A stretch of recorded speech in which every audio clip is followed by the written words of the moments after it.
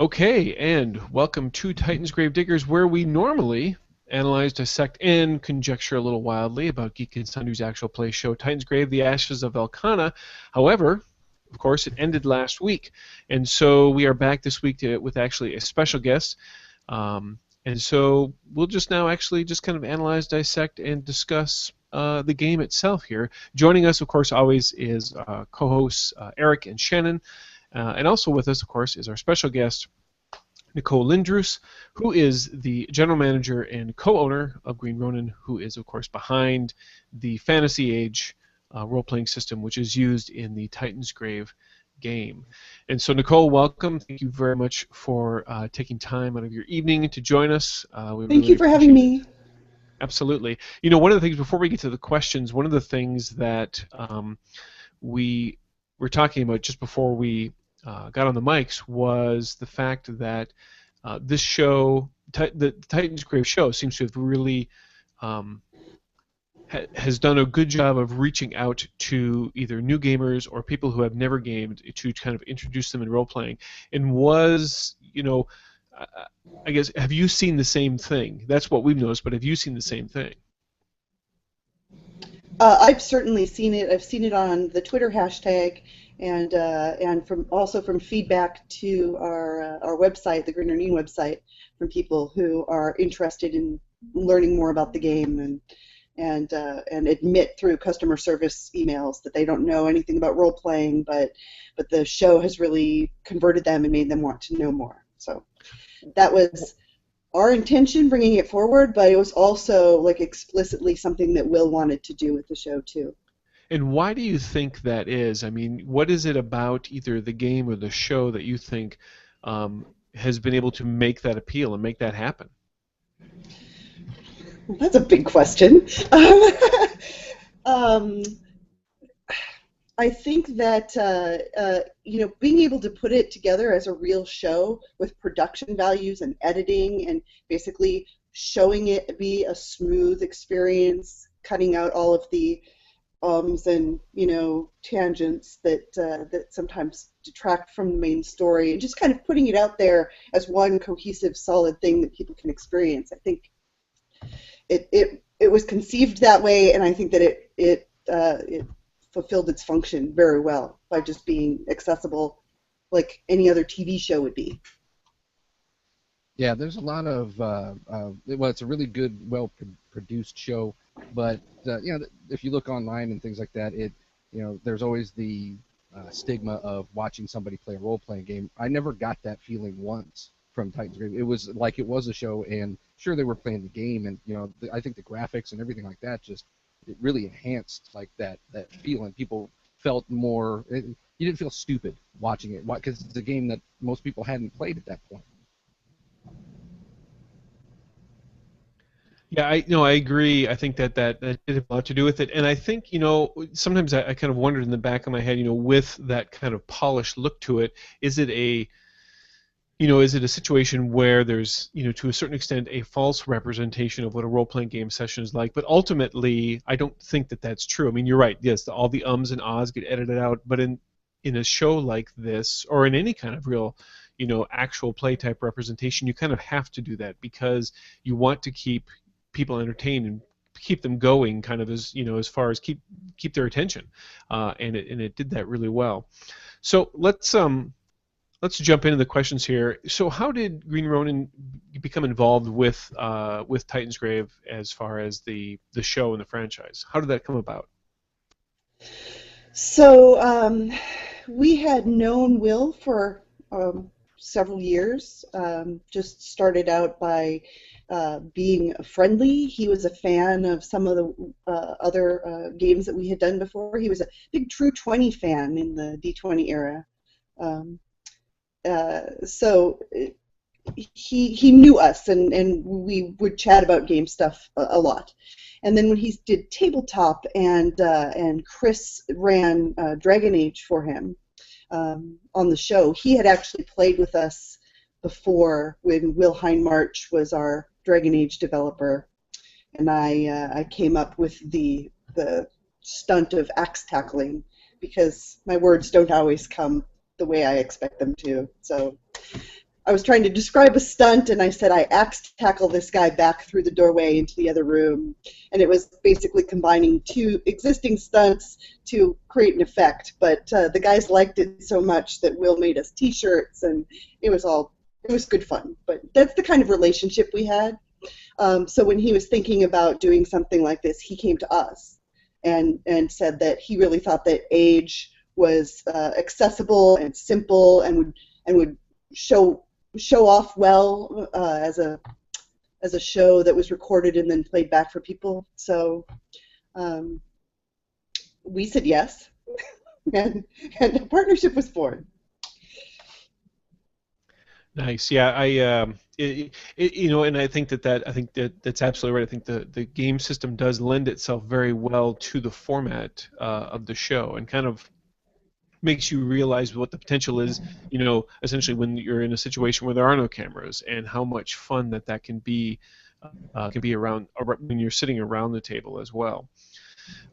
So when it came time to actually do this, can you kind of just maybe give us like an overview of how the timeline progressed from when he approached you with this idea to when you realized, oh, we're going to do this? Also, and wait, actually, one moment before you answer, for those of you who are watching, if you do have questions, we do have our live Q&A going. So if you have a question for Nicole, and we feel it's worthy of her time, we will go ahead and share it with her as well. But anyway, I'm sorry. So back to your answer. So we had a meeting at Gen Con a year ago where we set up that it was going to definitely go forward, and from there I think it was in October or November, had an all-day session where we flew down to Burbank and met with the business people and met with Will all day and ran through what we thought we could do and how many episodes of the show. And at first he was pushing for 20 episodes, which would be us providing an adventure for each episode. And then the business manager rolled him back to like 10 episodes, which was more doable. And then it was kind of all hands on deck, getting the basic world set so that we could hire up a team to do enough adventures so that by March they could start filming. It was really fast. I've never worked on a project that needed that kind of a timetable before. And also with the Green Ronin also had the Dragon Age? No, the D&D thing going on Yes. at the same time. I mean, that's yes. You had a lot of stuff, a lot of irons in the fire at that point. Yes, so indeed. When you're talking about going to the set and things like that, now at the Gen Con Q&A, you guys talked about how it was done over a certain 4 days or something like that. What was that like? Just being there for that long and dealing with that lengthy, it's like marathon game sessions at that point. It was. We were a little nervous about it, to be honest. I mean, it was ambitious to sit down on Monday and have it wrapped by Friday with 10 episodes, 12-hour days. It was. For each of those 40-minute episodes that they aired, they had 3 or 4 hours worth of material that got recorded, and very little of that was interrupted. Every now and then it'd be interrupted. Oh, your mic is slipping. We have to adjust. Oh, your forehead's shiny or whatever. But that was really not as intrusive as I'd been led to believe TV stuff could be. It was really pretty straightforward. We're rolling. We're going to be gaming this adventure for. They would go for 3 or 4 hours. There'd be a little coffee break. Maybe get back in for another hour. Then switch over to the next scene. Have lunch in between episodes. As far as my personal feelings being on the set, it was like summer camp. It was wonderful. It was Everybody was so nice. All the people at Geek and Sundry are nice. The PAs are nice. The camera guys are nice. The people on all the other shows that are just walking the halls are nice.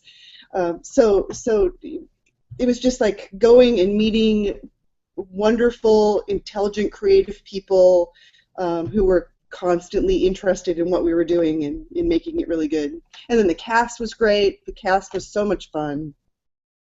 I came away from that. We're all like, I consider us all besties forever now. I guess they've had the cast has had an ongoing email that started the day everything wrapped and has been going on, that they just are chatting amongst themselves and it hasn't stopped. So I think they feel kind of the same way about it. And wow, are we looking forward to season 2. Oh yeah. Are there any moments that you remember that ended up getting cut or edited down that were like, I mean, obviously there were a lot of them, but were there any like significant ones that stand out? There's actually there's an entire chapter that got cut that was a Mike Selinker puzzle that is in the book that we printed, but they were just like, yeah, in order to film it, we're just not going to be able to. We feel like we would need to have props, and we would have to, pull them out of this storytelling. Will really wanted it to be a cooperative storytelling experience, and not a move figures around on a mat kind of experience. And so the requirements of the puzzle would have made that impossible. So we had to come up with a filler or a transitional chapter to get over that stage for the filming that wasn't planned at the beginning. Was that the infamous episode 9, or what ended up being episode 9? Well, the episode 9 was actually that was episode 8. Before that,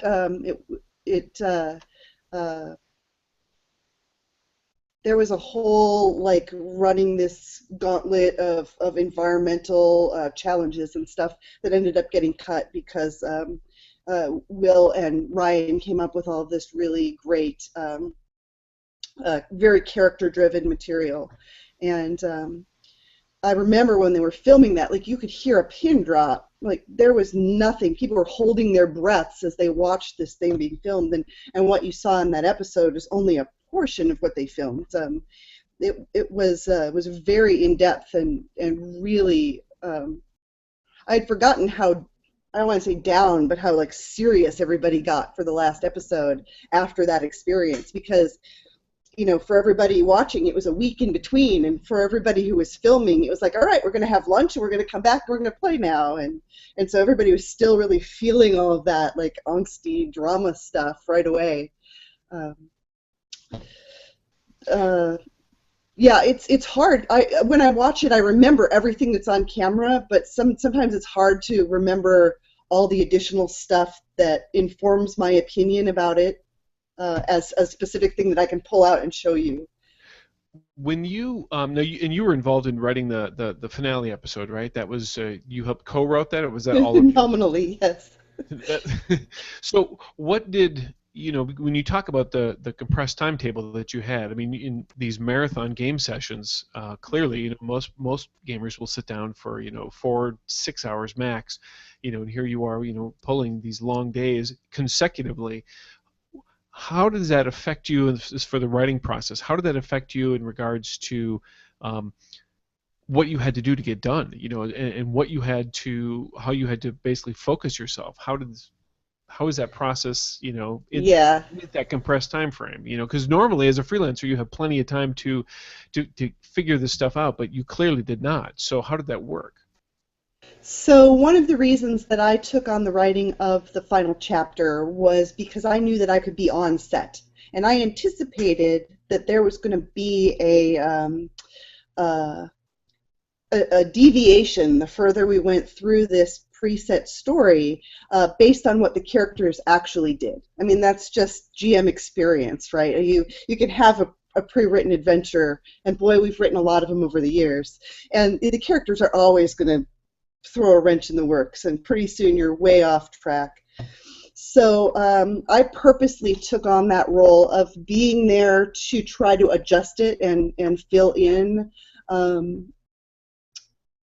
things that were changing on the fly during filming. And I have to say that I did a poor job because I was so proud of this door puzzle that I had worked up. And I had written it specifically with like filming in mind, so there were little antics that would perhaps look kind of cool and appealing and be visually interesting or interesting in a filming situation that maybe I wouldn't have put into just a straight RPG session. And I had a pretty straight RPG door puzzle as well. And then just on the fly, while Will was filming, he threw in 2 different door puzzles, including in you guys remember the lock in the brewery on the early doors, and they had to there was a digital lock and they couldn't get the number, and it was like 1111. That was all made up and thrown in there. That wasn't pre-written for the adventure. There was another one that got filmed like that, and so by the time they got to my door puzzle, which was a unique element when we started the shoot, it was now the 3rd freaking door puzzle, and they didn't want to have to do that, and so we had to try to figure out a different way to get them through that chapter of fighting all the disgusting creatures that Rob Schwab had come up with, because he is king of the disgusting creatures, and then get them into to see the prophet. So I remember Will was looking at it. He was like, "Oh, the beats are right on this, but I think we can't do this." And I was like, "Oh, Will, you're killing me. That's the only thing that's left of what I originally wrote." So actually, at the very end, Primus came in, and he had been writing all the way through. So he came in and helped figure out just a couple more challenges or a couple more ways to bring that last chapter in without the door puzzle. That's kind of a bummer, though. I mean, but I love that story because that is like a precise example of what it's like to try and GM on the fly, because that's exactly, and as far as I know, there's no other writing that's like that. I mean, that would, because the players can change things so much, and the fact that you took on that responsibility, I'm gonna be there so that way we can make these changes. That's pretty awesome. Thank you. I thought I was very clever until the end, when I had to come up with the stuff at the last minute. But my intentions were pure. Let's talk about game mechanics here for just a little bit in regards to that. Was there any particular mechanics in regards to the system, that you wanted to, really focus on, or to give some spotlight to? Because obviously this is really, the show is kind of a two-pronged thing. One, it's designed to be entertainment, which clearly it was, and then 2, to gamers who are watching, you are in a certain sense showcasing these rules and trying to illustrate how well they can work. And so, were there certain things that you really wanted to try and emphasize? Were there mechanics that came up during the production that you had to make up on the fly, and you realized, oh, that might actually work really well in there? How did that process go for you as far as balancing what's in the book versus what you wanted to show in the production? Well, also, again, the characters throwing in all sorts of unexpected wrinkles. Chris, I think, told the story at the Gen Con panel, saying that when he went down for character creation day with the cast, all of a sudden everybody wanted all these half races. And he had not considered half races, had not anticipated there'd be half races. But they said yes, let's do half races, and so Chris had to come up with what that would look like, and then whether or not it was realistic for but basically a beginning character like Lemley to actually have like a retractable sword arm. Mechanically, system-wise, again, wasn't the sort of thing that he had conceived in advance and would have thought to try to balance in, but it was so cool and fun that we found having to come up with rules on the fly a lot, actually, on the set. and then remember what we had come up with on the fly and make sure it's reflected in the book. That was a Right. little more difficult. So you would essentially, for the stuff that came up on the fly, you would have to then go make sure you doubled back and incorporated that into essentially your master document as for the Correct. rule development. Interesting. And potions as well. Helio. Helio. Yeah, Helios potions. Oh. Again, hadn't been planned, and so Chris was like, okay, she's leveled up, she wants to do potions. I'm going to have to, over lunch, like scribble out some notes for potions and go put those on her character sheets. And she was so put out that she couldn't just like take 20 minutes and brew up a batch of potions, and there were, that they were restricted in some way. So was there game balance? Since you're making this kind of stuff up on the fly, did you discover as you went along that there were some game balance issues in regards to, oh my gosh, we made that way too powerful, or that wasn't nearly powerful enough, that kind of thing, or did you feel that you actually kind of got it right as it was going along? I think for the most part, it was right for as much as we needed it to be right for the show.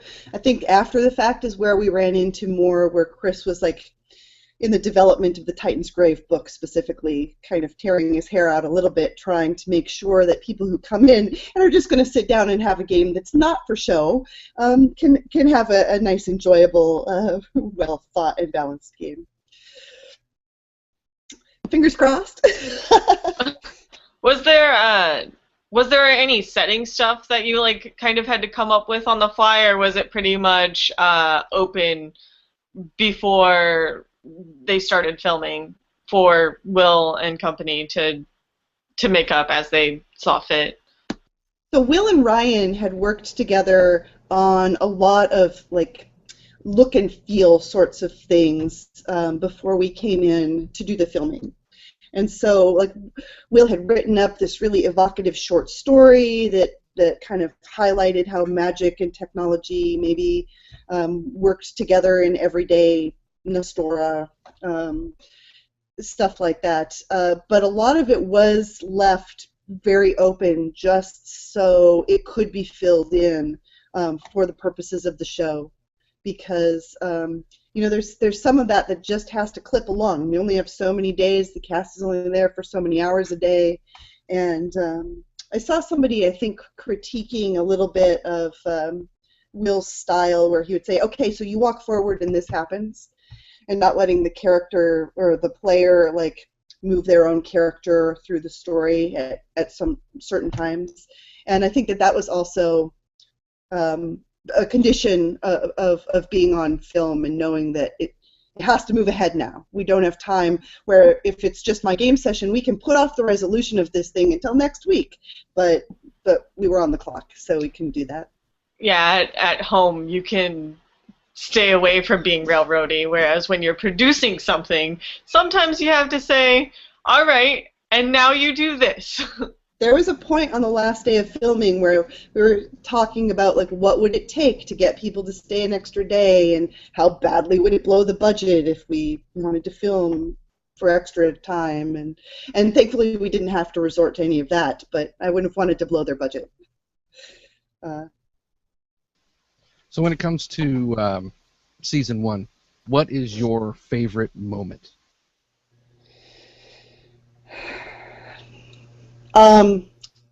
My favorite moment was when Will sprung Sleth's brother on Yuri, because up to that point, that the game had been pretty lighthearted and not a lot of, not a lot of drama really, and these like long-term goals. Well, there's only 10 episodes, so that long-term goal is going to get addressed fairly quickly. But it was unexpected, and just seeing how Yuri rose to the occasion during that filming. I remember sitting there with my hands over my mouth behind the monitor so I wouldn't make any noise and ruin it, because I was so like, I couldn't believe. I thought he was going to cry on camera. It was, it got me right here. I love that moment. And that was like the turning point for the hint of, hey, there's more to this than just like slapstick and beer, right? Yeah, I definitely love that moment as well. Sleth like became my favorite. I had already liked Sleth up until then, but that's when he became my favorite. Poor precious little baby. I wanted to just heal him. Yuri, out of the cast members, sometimes his facial expressions, on a consistent basis throughout the entire season, you could tell there was a lot of player investment. You as a GM, I'm sure you've experienced. When you look back across the table at your players and you see that kind of reaction from them, and he had that so many times, and it was nice to watch that. There were several moments like that where you just really. You realize this guy he's totally into his character, and it was fantastic to see that. I really appreciated that. Was there I want to ask you, speaking of GM's perspective, I want to ask you then about the finale, because from a entertainment standpoint, in a television show standpoint, that's a great finale. Yeah. From a game table standpoint, it's not, you really could debate how good that was or not. If I was to put that on my players and then say, okay, we're going to get together in 6 months now, and so you can find out what happens, they might be a little bit upset about the whole thing. But so how did it make you feel, when you look at it from both sides of that equation? When they told me, when Will confessed his intention to leave it like that, I will admit that I was nervous, because I wasn't sure how that would go over. And at that point, we did not know if there was going to be a season 2. We wanted there to be a season 2, but season 1 hadn't performed anything yet, and who knows? It could have just all been hanging out there forever. So it was nerve-wracking from that perspective, for sure. But I don't know. By the time we got to that point and we saw how invested everyone was, and when I knew what was happening, and again, I'm sitting behind the monitors, like literally hands over my mouth, so you can't hear me squealing. When they're all high-fiving and they're like, "Woo! Lightning bolts, we did it!" And I know it's coming. I was like on the edge of my seat to see that. I watched their faces as that realization hit, and I have to admit, it was pretty fun. I don't regret how it went. I am curious how close to a breakdown Allison actually was, because from what we saw, she was having a tough time. Yeah, we were done, and she was like, "Really? Really?" The camera stopped rolling. She was still pressing her point that this was not acceptable. That kind of leads into, we do have a question from Megan, one of our viewers here, and this kind of leads into that. She goes, do you think then, with that compressed timetable that you had, that the end product was affected in either a positive or negative way because of that compressed timetable? I think that the product that we were able to put out was, I think it's solid in the way that we finally had to conceive it and put it out. I would have preferred to have more time to build in backstory so that there was more source material in that initial book that we could give people. Because so much of the source background was left open to be developed in play during that first season. Now, we want to do a source book that really fleshes the world out, and we're going to be working on that probably in between now and season 2. But I don't know exactly what the timetable for season 2 is yet, so I might be high. I don't know. It might be just as compressed, and then I'll have to worry about doing it after season 2. But speaking of season 2, so we know that you probably really can't tell us anything about season 2. But what can you tell us about season 2? If I knew anything about season 2, I would tell you. But I don't know anything. We have our summit in about 3 weeks, and between now and the summit, we're going to be having meetings with the people at Geek and Sundry, and then we'll be laying down exactly what's going to happen on what kind of a timetable so that we can put it into our company schedule. But right now, it's still up in the air as a very vague, well, we did this once, and we're going to do pretty much the same thing again on a less compressed timetable and with more focus on some backstory for an intermediate product. And that's what we know. So if people are really interested in seeing something defined or finding out more about certain aspects of Velkhana, now is a really good time to give us lots of feedback like that. To be like, what are the religions of Velkhana like, or whatever it is that you're dying to know, because now is the time where we're going to be scheduling to put that stuff together. What's the best way to get a hold of you? That's my hint to let you plug your stuff. You can. We have a forum called Ronin Army, where we've got both Fantasy Age and Titansgrave message boards set up, so that people who are interested can talk about the shows and what they're doing in their own campaigns with the books. And please post your fan art and stuff. I totally want to see that. And then also you can just contact us through our customer service email is probably best. I don't think we have a suggestion-specific email, but that stuff will get passed on to the right people. If you've got requests or, inspiration, please, now's the time for feedback, so that'd be great. Go ahead, Eric. Okay, when you're talking about the the book, first of all, it's beautiful. Thank you. It's got some really interesting source material, but also for those who don't know. You think I watched the show. Why do I need the book? Because it's an adventure. It is different. I mean, it's got that puzzle you were talking about. It's an excellent word puzzle, by the way.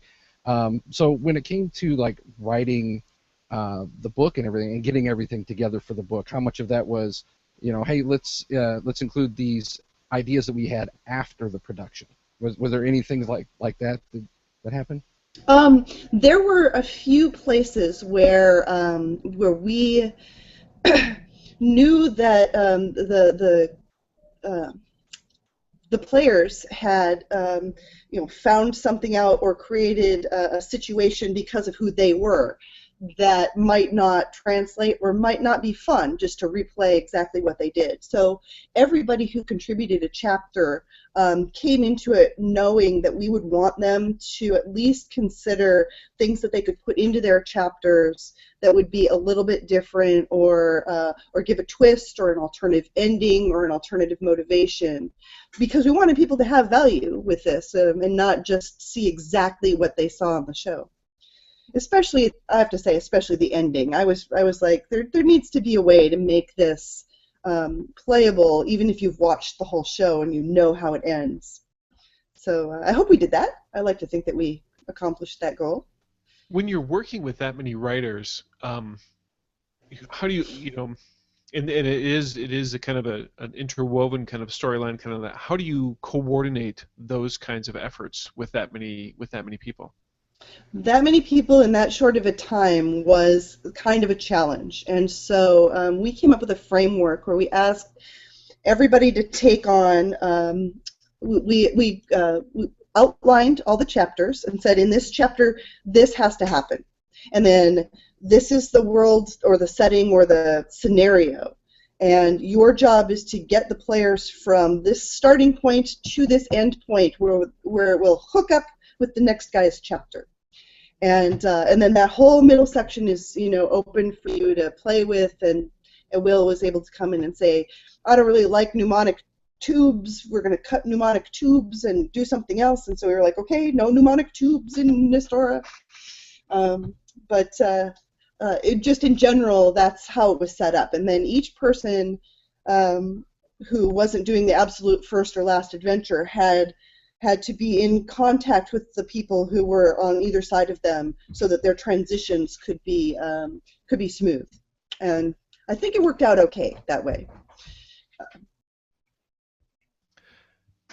Actually, let's. We have another question here from a viewer here. Which, of course, it's very obvious. There's a lot of adorable or not so adorable, creepy maybe NPCs Yeah. in the season. So the question is here from Daniel: which NPC would you personally love to see more of in season 2, and for whatever reason you might have? So when Runcible was initially conceived, he was a little bit more crazy murdery than he came out. Will played him like very less crazy murdery. I would personally love to see like evil Runcible make an appearance. I doubt that will happen, but that would be my favorite like cameo of an NPC. I don't know if you noticed my tagline, Runcible stars in season 2. I'm not sure you want stabby murdery Runcible though, did you? Probably not. I was Yeah. wondering if, I don't know if you know, if perhaps Will did that because, you know, you had Hank sitting there going like, I don't trust this bear's evil. And so he's like, nope, it's just sweet and cute and sad. It had it was definitely player and character driven to make that change, and I think Will did a great job with it. I think also like the setting up the contrast between Runcible and Jeremy. Once Hank had Jeremy as little sidekick, and Jeremy became a person, a character with a voice. I think that changed a lot of things, echoing through the entire series for the better. It made it very watchable and relatable, and it also helped. I think it helped Ankia, since Hank was a more third-person kind of character portrayer. Ankia does this. Ankia doesn't trust this. I think having that little like friendly sidekick to every now and then kind of hook his emotional engagement in worked really well. You know, speaking of that, you've obviously you've been in the business for quite some time, and we talked about various GM techniques. And one of the things that I love about the hobby is that I never, for the 30 years that I've been gaming, I've never stopped learning new tricks and new techniques and things from people all around me, and people who've been gaming less than I have or more than I have. What were there things that because we certainly talked about Will's GMing style quite a bit on here. Were there things that you learned as a GM that you'll be able to take next time you sit down at a table again? Just as far as just general techniques and things to try? Oh, absolutely. I love I think it was Leonard Balsera who started everybody off with the you have a secret. What is it? What do you know about that person? That then Will was able to really use. That's a great technique. I hadn't seen it applied in quite that way before. I love it. I would totally use it in the future. I'll probably use it when I'm doing some of the Blue Rose stuff that I'm going to be showing off at future convention appearances. I think it would be really applicable to that setting in particular. Excellent. All right. Well, Nicole, we're going to wrap things up here, but of course, I want to give you an opportunity to, plug any Green Ronin products that are coming up. And we've already talked about contact information, but what is coming up next? Doesn't have to necessarily be Titansgrave related, of course, but what's on the horizon for you guys at GR? Well, we have. We didn't mean to have 4 brand new products all hit right at the same time, but that's just how it happens. Things kind of hit. So at Gen Con we had the Dragon Age core rulebook that we just did. That is only hitting stores right now, and in like another week or two, the Fantasy Age and Titansgrave books are actually going to be in stores because we've been filling pre-orders and trying to get the product out to people who were ahead of the game. And then we've had to go to reprint right away because we did not expect the kind of demands that we had for it. So that's a good problem to have, but that's going to that means that we're going to have a second wave of release for Titansgrave and Fantasy Age coming in probably late September.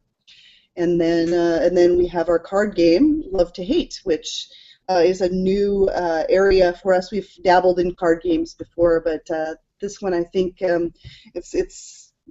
I think it's hitting at the right time, getting the kind of uh, attention from people who are looking for something that's not quite Cards Against Humanity, but not quite apples to apples. Like, we're trying to hit that sweet spot right in the middle. And that's also coming up really soon in the next 6 weeks or so. Excellent.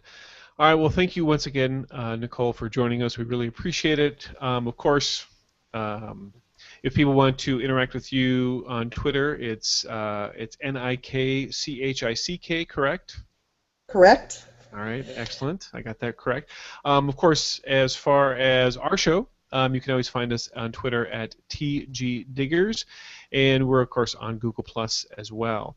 And as far as next week, I have to keep kind of paying attention to see whether or not we'll be back. I think there might be a chance that might happen, but we'll see.